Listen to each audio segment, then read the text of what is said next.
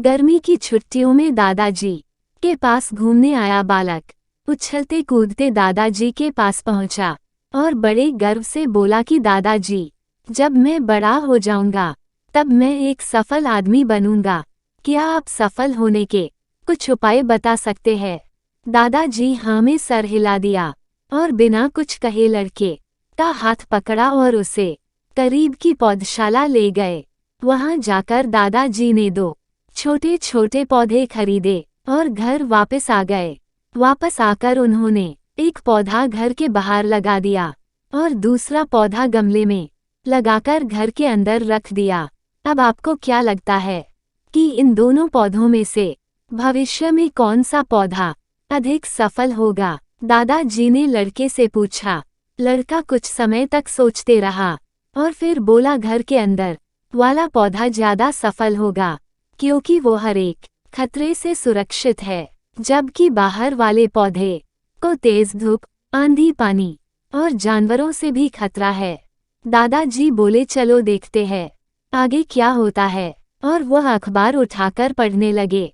दादाजी दोनों पौधों पर ज्यादा ध्यान देते रहे और समय बीतता गया। 3-4 साल बाद जब एक बार फिर वह लड़का अपने माता पिता के साथ गांव घूमने आया, तब अपने दादाजी को देखा तो देखते ही बोला, दादाजी, पिछली बार मैं आपसे सफल होने के कुछ उपाय मांगे थे पर आपने तो कुछ भी नहीं बताया था, पर इस बार आपको कुछ बताना ही होगा। दादाजी मुस्कुराए और लड़के को उस जगह ले गए जहां उन्होंने गमले में पौधा लगाया था। अब वह पौधा एक पेड़ में बदल चुका था। लड़का बोला, देखा दादा जी, मैंने कहा था ना कि ये वाला पौधा ज्यादा सफल होगा।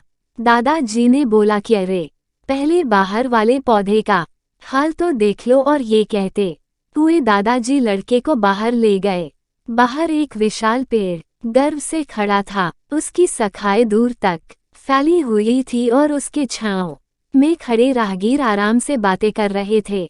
अब दादाजी ने पूछा, बताओ कौन सा पौधा ज्यादा सफल हुआ? लड़का कुछ शर्माते हुए बोला, बाहर वाला। लेकिन ये कैसे संभव है? बाहर तो उसे ना जाने कितने खतरों का सामना करना पड़ा होगा।